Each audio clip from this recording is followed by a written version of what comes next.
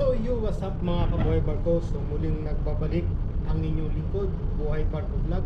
So sa video na to mga kabuhay barko is tuturuan ko kayo kung paano nga ba malaman kung may hiring ang isang shipping company. Pero syempre bago ang lahat ay kung bago ka pa lang sa aking YouTube channel ay huwag mo kalimutang mag-subscribe at i-hit ang notification bell para lagi ka pa rin updated sa mga videos ko pa i-upload. So bago ko umpisa ng video na to mga kabuhay barko, intro muna tayo.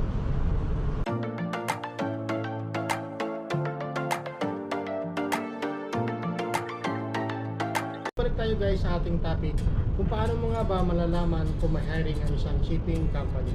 So ganito kasi ganyan guys. So malalaman mo ang isang shipping company kapag so halimbawa kadalasan kasi ngayon mga kabuhay barko sa mga shipping company is madali na lang mag-apply, hindi katulad nung araw na kailangan mo talaga silang puntahan sa kanilang shipping company o doon sa address na nakalagay sa kanilang shipping company. So maraming way ngayon mga kabuhay barko kung paano kanila ma-hire at mabilis kang matatanggap sa kanila na hindi mo na kailangan pumunta sa kanilang shipping company bago ka mag-apply sa kanila. So ano-ano nga ba yung mga dapat mo gawin para ma-hire ka nila or matanggap ka nila at para malaman mo na may hiring sila or malaman mo na may hiring ang isang shipping company. So unang mong gawin mga kabuhay barko is mag-research ka. So unang-una, i-check mo sa Facebook kung meron silang FB page. So halimbawa, ang pangalan ng isang shipping company is Marlon Navigation. So i-search nyo yan mga kabuhay barko sa Facebook. So malalaman mo doon kung meron silang FB page. So kapag meron silang FB page, napakadali na mga kabuhay barko na mag-apply.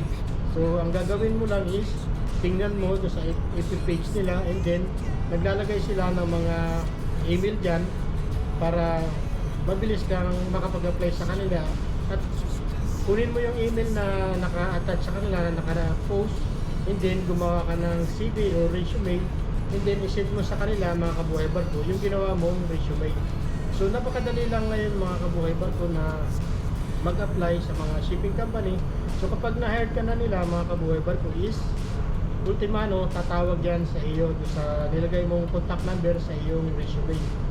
So yung number to mga kabuhay barko is kung paano mo malalaman na may hiring ang isang shipping company is pumunta ka sa Luneta or Calao. So dyan yung number 1 na nag-hire ang mga shipping company. So marami dyan mga kabuhay barko since nauso yung mga seaman is dyan talaga nag-a-apply ang mga seaman sa mga shipping company. So pero normally nga ngayon mga kabuhay barko is to be honest is bibihira na lang din ang pumupunta ngayon sa Luneta, pero hindi katulad nung araw mga kabuhay barko na as in doon talaga nag-a-apply ang mga seaman sa Luneta. So ngayon is napakadali na lang mag-apply mga kabuhay barko kasi meron na tayong tinatawag na internet.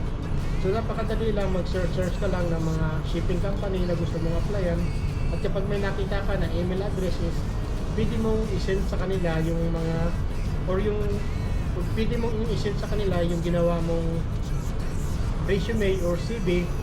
So napakadali lang mga kabuhay barko. So magre-reply yan kapag once na kailangan kanila at kapag na-receive na nila yung iyong resume. So ayun mga kabuhay barko, napakadali lang mag-apply ngayon, hindi katulad ng araw na talagang na-experience ko is since nung nag-apply ako mga kabuhay barko. So share ko lang yung aking na-experience dati nung pagkatapos kong kumuha ng experience sa Ipera Island. So nahirapan talaga ako mga kabuhay barko kasi kailangan ko talagang puntahan niya sa mga bawat address na nakalagay dun sa shipping company nila. So isa-isa ko yan din pagpunta ko dun, pagdating ko sa shipping company na yan mga kabuhay barko na gusto kong applyan is ang masaklap talaga dun is wala silang hiring and then sa security guard pa lang is sasabihin nila wala kang backer, ganyan. So napakahirap talaga mga kabuhay barko na mag-apply nung araw, hindi katulad ngayon na talagang high-tech na ngayon ang mag-apply sa isang shipping company mga kabuhay barko. So the best way rin mga kabuhay barko na iyong gawin is